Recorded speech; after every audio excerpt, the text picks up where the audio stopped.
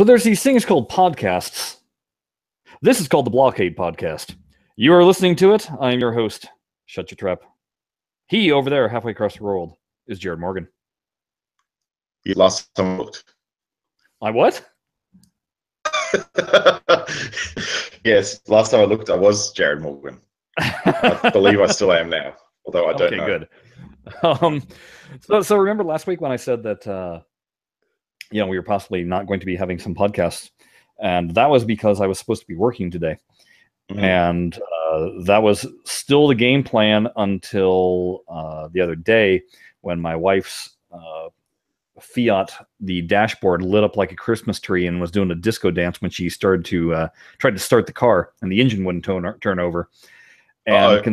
And considering I'm leaving for Portland this next week, it was like, yeah, let's try and get that fixed before I go. So made arrangements to cover myself for today, and so that I could deal with her car. Fortunately, it turned out that it was just a dead battery. Which is a weird thing for your battery goes dead and yet your dashboard just goes wah. But I guess it didn't have enough power, enough power to turn the car over, but it had plenty of power to make the lights dance. Yeah, that sounds about right. Yeah. So replace the battery. Which here was the thing. I was going to be like, well, let's try jump starting the car and make sure that it is in fact the battery or whatever. Her car is parked in the garage. Because of this issue and because of the way they make cars today, I couldn't even put the car into neutral because it completely locks up the gearbox. It locked up. I couldn't get the key out of the ignition. It puts like a little lock on there, and you got to jiggle it like crazy to convince it to let go. So I couldn't even roll. An automatic? Is it an automatic? Yeah, it's automatic. Man, I had a similar problem the other day when we were in the hospital. I was getting some dinner with Sienna, and we came across this poor guy who, in his haste to get out of the car, had dropped his keys down the drain. Now, he could see the keys down the drain, but the problem was his car was parked over the drain, so he couldn't lift the grid. And so the poor bugger had to, he was panicking because the poor guy, he'd driven from Sydney up to the, I don't know what made this to do that. Yeah. So we're talking about 1,000 kilometer trip or something like that, like 9 hours or something. And he's basically over the whole thing, and then he dropped his keys down the drain. So that just like put the icing on the old shit cake, didn't it? Oh, God. So anyhow, this guy, like exactly the same problem because it was an automatic. It locks the gearbox when you're in park, and you can't get it out of park unless you put the keys in because you need the keys. So there's some advantages to having a manual, right? Yeah, one of them being it's fun to drive.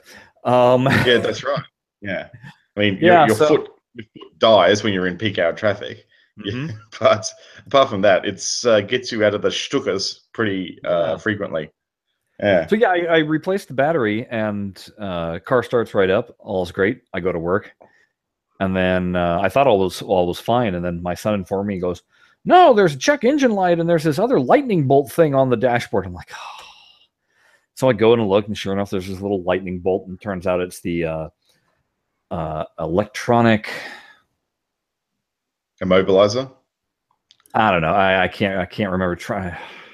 It's the ECT or ETC. Anyway, it's basically saying that something went wrong with your electronics, and you need to check. Have a fault. You have a fault. So online, everybody was just saying it's one of those things where you put in the OBED reader and check what the symptoms are, and then you clear it.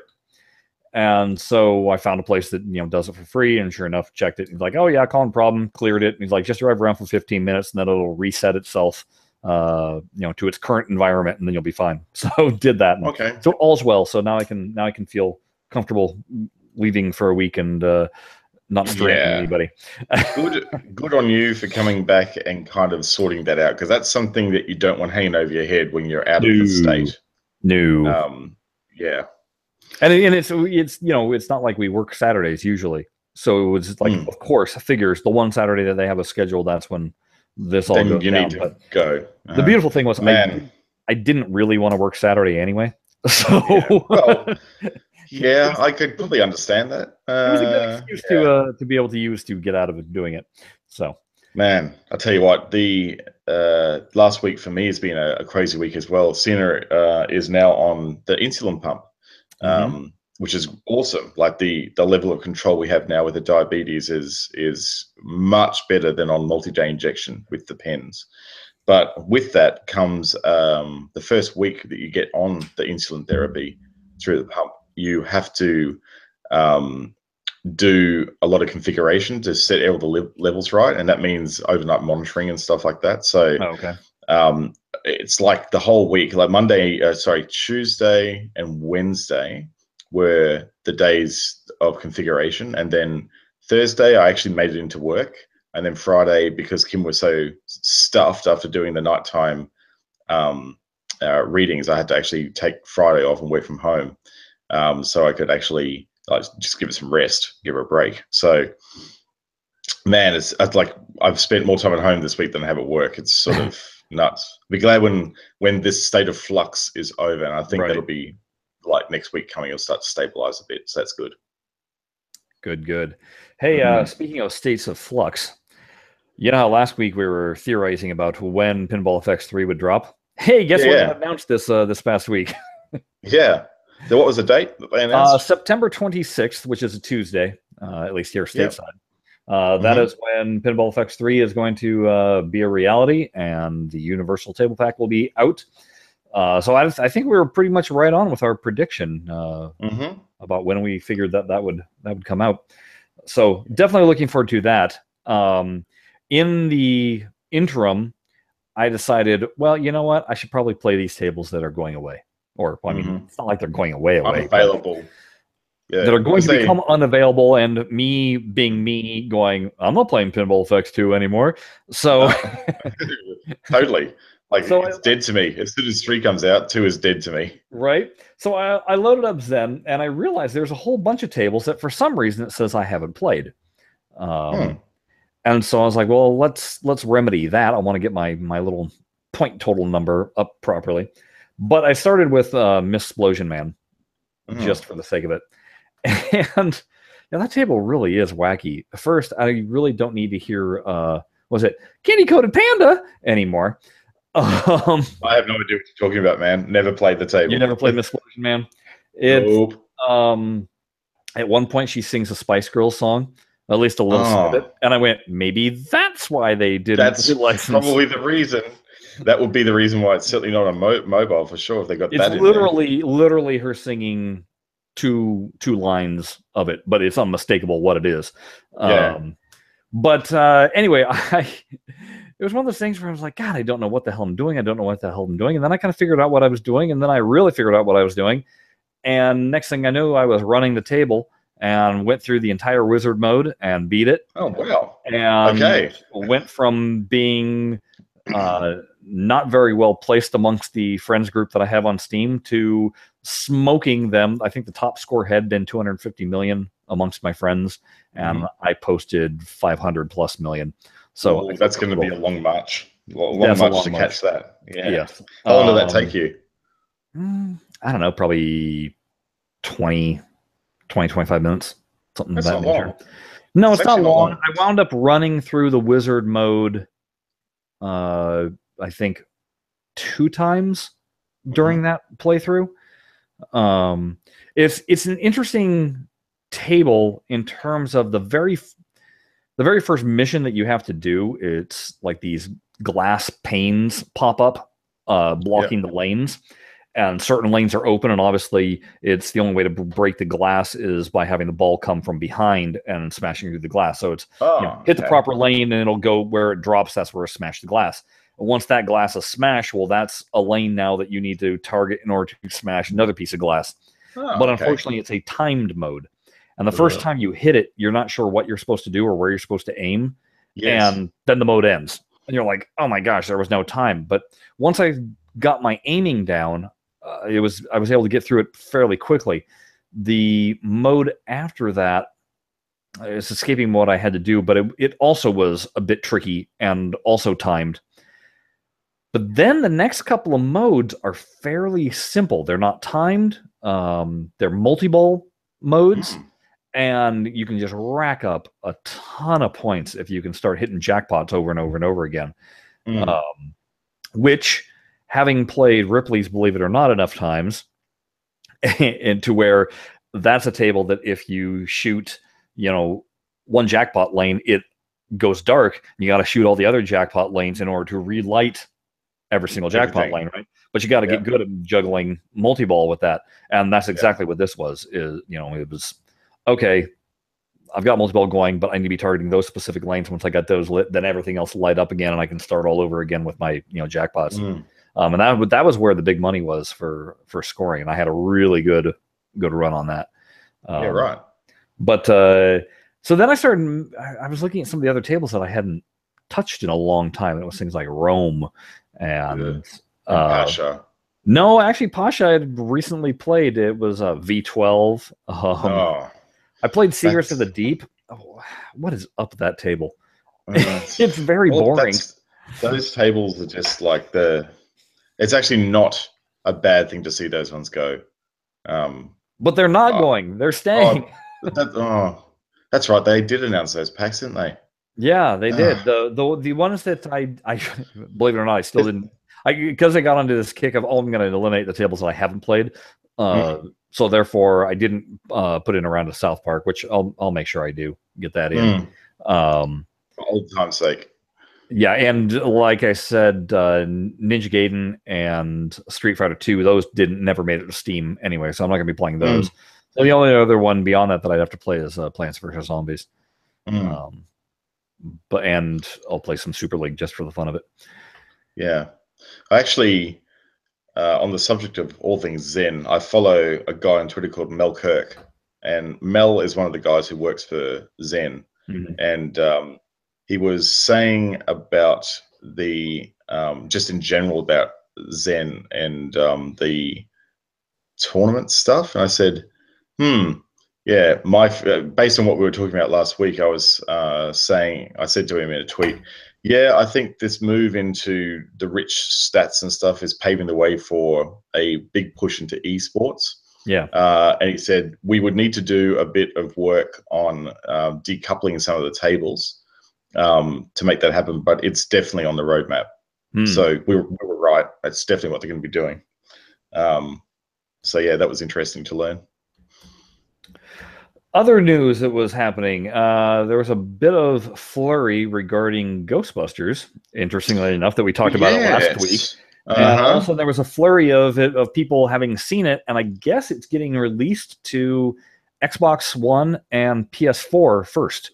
And like, imminently. I think it's already out on Xbox One, and it's probably coming to PS4 this coming week.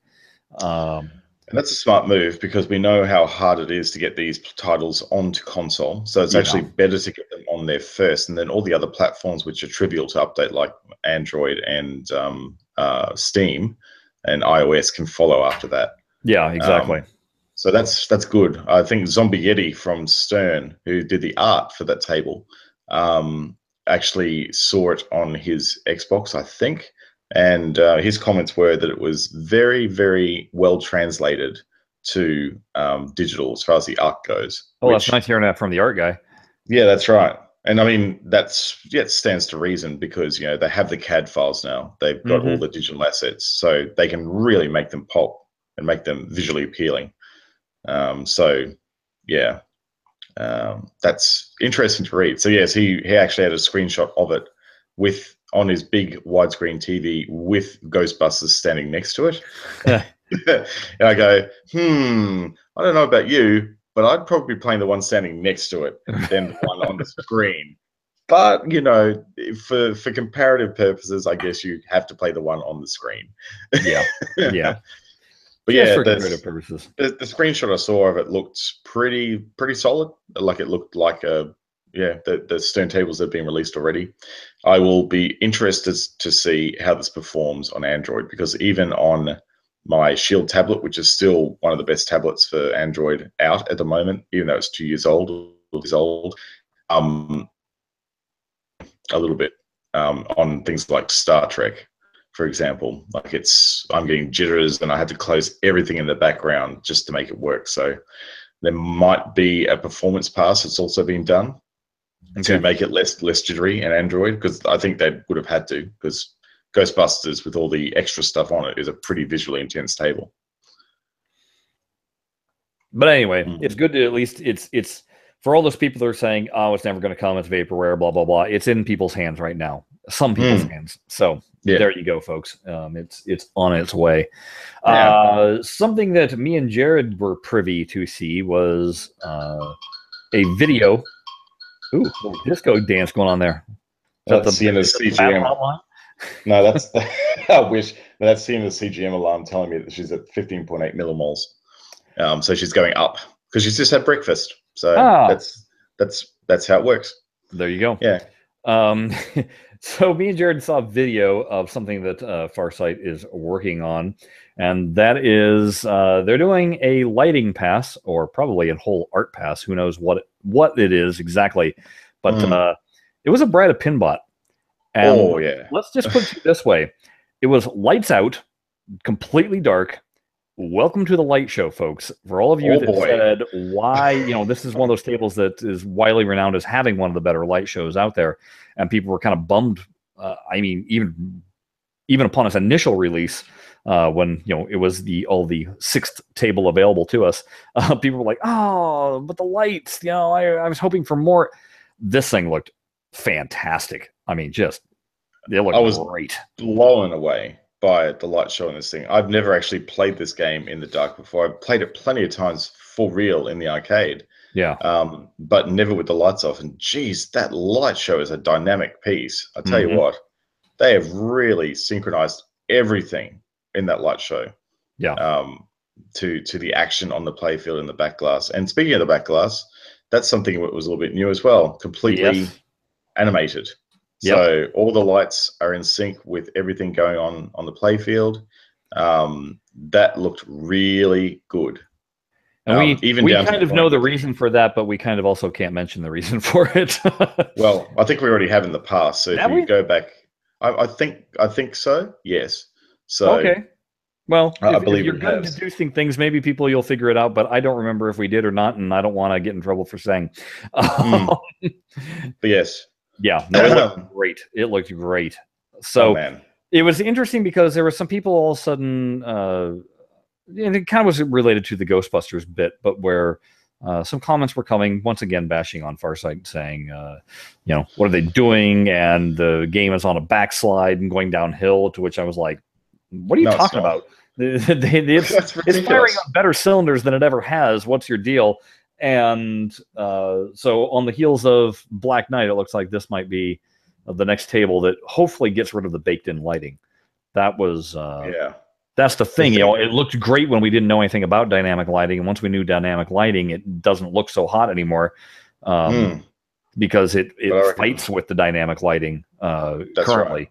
So strip away all of that, the false look, and let the engine do what it needs to do to make it look proper, and I think it's going to be a stunner. Oh yeah, this is going to be amazing. I just really hope that when they release it, they also turn down the strength of the flippers, or at least that right flipper. So when you shoot that ramp, it doesn't fly around it like it does now. Like it should look like it's just going to not make it and then make it on the way up, even with a well-tuned table. Again, considering that was a first season release, and we know that some of you on the forum might know him as Flippy Floppy. We know him as Rob. He's been really spearheading the idea of going back and retuning all of the first and second season. Yeah. And he's done a remarkable job so far. So I think that it would be inevitable that it gets a retune. Complementary to it. Yeah. And it will change the way that table plays for sure. Because if you played in real life, the ball does not go up that ramp easily. You really have to do an aimed shot to get it up there. And at the moment, you pretty much look at the ramp and it will go up there. It becomes not a question of if you're going to score the billion shot, but how often you're going to score the billion shot, and that should not be the instance at all. It should be, am I literally going to lock 2 balls on the bride's face this time or not? Yeah. There should be a definite level of doubt whether you are going to see the billion chance. Not I will see the billion chance and I will score it, because that's essentially what it is now. Yeah. So it's going to be fun for PC players, which the build was for. You are in for a treat when this thing comes out. And that about does it for the pinball talk of a portion of this. This is going to be a short podcast, folks. I don't know what Jared might want to spout off about, but I was going to spout off about it last week and I didn't. Folks, if you have the Netflix and you have not watched Ozark, do yourself a favor, watch Ozark. It's stars Jason Bateman. He's a money finance guy that gets involved with money laundering. Unfortunately, and this is just in the first episode, gets on the bad end of it, to the point that basically the cartel man is saying, by the way, you're gonna be dead. And in a fit of running at the mouth, he proposes this idea of how easy it would be to launder money in the Ozarks, which for you, Jared, the Ozarks are in Missouri, and it's this massive network of rivers and lakes, basically. So there's a lot of coastal areas. In some ways it reminded me of like the mangrove forests of Australia, where there's just this dense, lush, jungle-ish forest going right up to the water. And so there's a lot of businesses along the water, and what he basically proposes is that, hey, these are all cash based and therefore easy to launder the money on. And so he moves his whole family there. And it is kind of like Breaking Bad in terms of it doesn't take long for the rest of the family to know exactly what's going on and them all to become complicit in it. Right. The dangers that happen with it. But it's only 8 episodes long, and that 8th episode, the entire time I was watching it, just like jaw dropped, going, please don't do this. You're not doing that, are you? And it was really, really strong. So it is only to watch. Is it only a single season? Like they wrap it all up in like a single season, or is it going to get another run, you reckon? It's getting another run because I just heard one of our crew members say that he got offered the job to go work on it. So, nice. So no, I know that they're getting a second season, and essentially it's one of those deals where it wraps up what needs to be wrapped up, but there's enough dangling ends that you can clearly see where they'll go for a second season. Well, that's good. But yeah, anyway, I just want to kind of throw that out there because I know it seems like one of those things that even I was kind of hesitant to watch. I was like, really? And Jason Bateman and the Ozarks? Oh boy, what fun that'll be! But yeah, worth the checkout for sure. Jason Bateman. Bateman. What is he from? I remember him from something. He was in Arrested Development. He was the star of that. Oh yeah, righto. Yep. He's got a very smart aleck kind of persona. He's been in a ton of things. He started out as a kid actor. He was on a show called Silver Spoons, believe it or not, which was with Ricky Schroeder way back in the day, back in the 80s. No idea. Yeah, no, it's he's been an actor for many a year. His sister was on a show called Family Ties. Right. Yeah, right.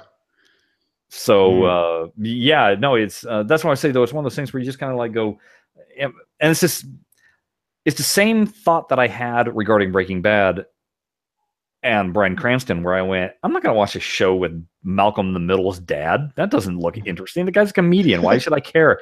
And that was kind of the same thought that I had with this. And then I was like, I'll just give it a shot. And dang, it is a rough and tumble drama that it's worth the hours. Yeah, worth the hours. Sounds good.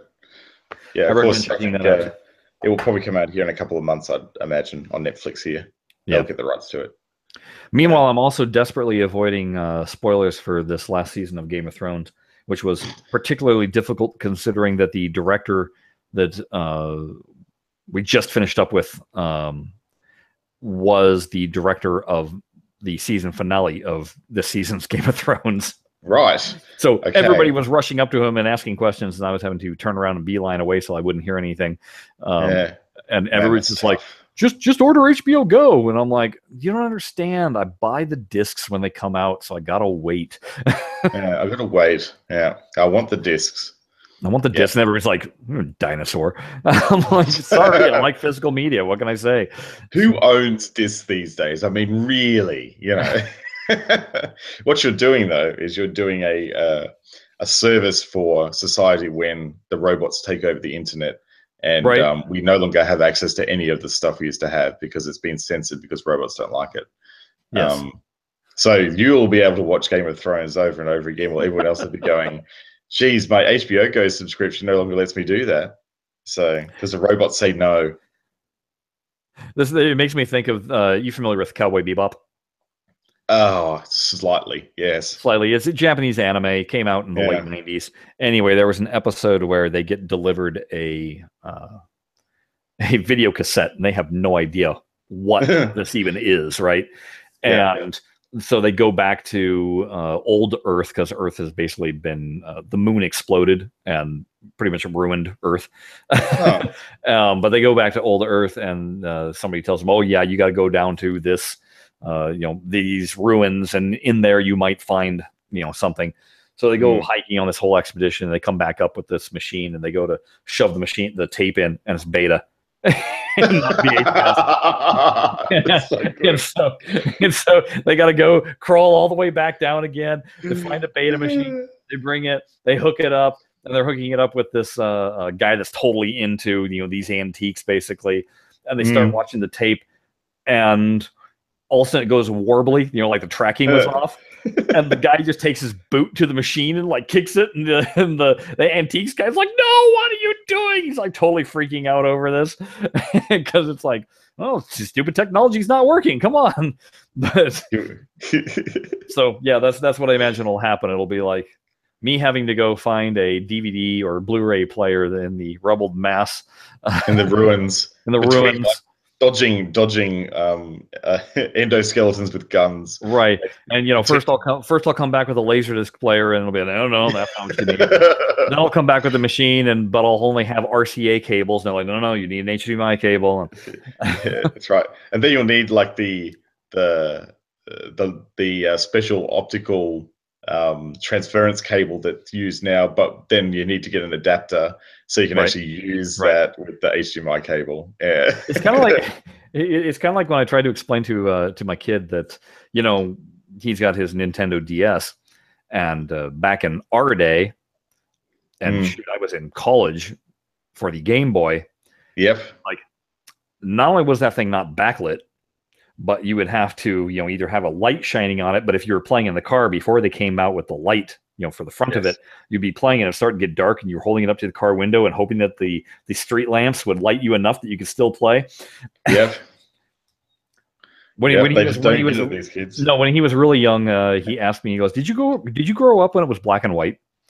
I did for Game Boy. I did for video game console, son. Yeah. And everyone, it was basically like the Game Boy was like what happened when TV first came around for portable gaming. Like it was, everyone used to huddle around the Game Boy like it was the TV in the street when it was, originally released, back in the 40s or whatever. And it used to be like an event. I remember people at school like used to hover around watching F1 race on Game Boy just because, it was, you could play video games at school. Like, how good is that?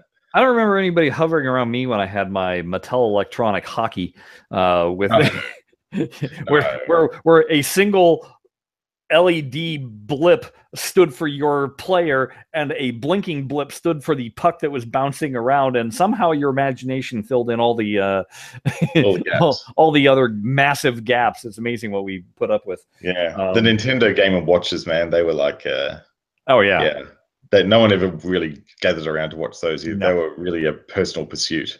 But geez, if you got one of those lying around your drawer, take it into. They're worth so much now, right? Yeah, Nintendo used to come out with these little tiny portable handheld, and again was these LED games, and all it was there was preset images on the screen, and it would just light them up, and that would be your animation of something moving. And yeah, those things are worth a ton today. Like there's like if you've got one of the clamshell style, which is basically where all the Nintendo DS, the dual screens, got their genesis from. Like those things are, you know, $300 or $400 now. When they were like, I think I remember buying one of them for $20 back in the day. Yeah. You know, they were not expensive. But yeah, collector's pieces now. Absolutely. So, folks, go dig in your junk drawer and you know, don't succumb to the coming apocalypse. That by the way, the U.S. is kind of being hit by. Yeah, don't worry. We're seeing all of the crazy weather down here in Australia, and for once, your weather is actually worse than Australia's weather. So, congratulations, you win. No, it's somebody turned because we've had the hurricane that hit Houston and devastated it. We've got a hurricane currently about to make landfall in Florida, but you know it's Florida, so normal. It's pretty normal. Mexico just had an 8.2 earthquake that no doubt will send tsunami warnings our direction in California.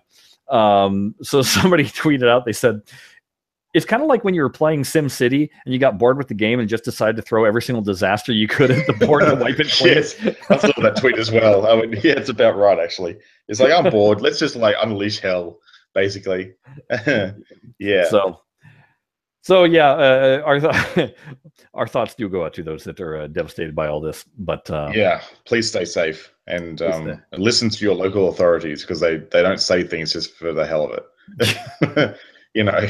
They say get out. You should probably get out. Yeah, probably. It's a good plan. Yeah. Thinking that you can survive the 185-mile-an-hour winds, not so much. No. I literally saw a video of one of the islands that got hit by the same hurricane that's coming up to Florida, of which the end total was it eliminated like 90% of the structures. Just on the island. Yeah. But somebody was taking video, and one moment is perfectly calm. You see a car going through an intersection, and then you kind of start seeing debris, and then the camera kind of the person stepped inside the building that they were in. Obviously, it's getting worse, and they kind of pan over, and you see this giant tree, and the thing just starts branch by branch, just gets stripped and then just gone. Yep, as the eyewall. As the eye wall comes in, it's kind of incredible to watch that. Yeah. Geez, that's powerful. Yeah. So, nature, folks. All right. Well, that's going to be it for this week. I for sure will not be podcasting next week, as I will be on an airplane on the day that we normally podcast. Right. So, there you go, folks. Quick and dirty. Hope you enjoyed. Make sure you check out our website, BlahCade Pinball. No, did I do it again? BlahCade Podcast. No, you did it right this time. I did it right. I really should write these things down. BlahCade Pinball.com. That would be no fun at all, because then we wouldn't hear this every week where you screw it up. That's where you can find all of our past shows, as well as show notes and links to websites that we happen to mention now and then, like we did last week. You can also drop us an email. It is blahblahblahcade@gmail.com. If you're on the Twitter, and why aren't you? Why don't you go ahead and sign up for the show's official Twitter? It is @BlahCade. Or you can monitor Jared and myself. I am @ShutYourTraps. He is @Jared Morgs. That's it. We will talk to you again soon. Bye-bye. Bye-bye.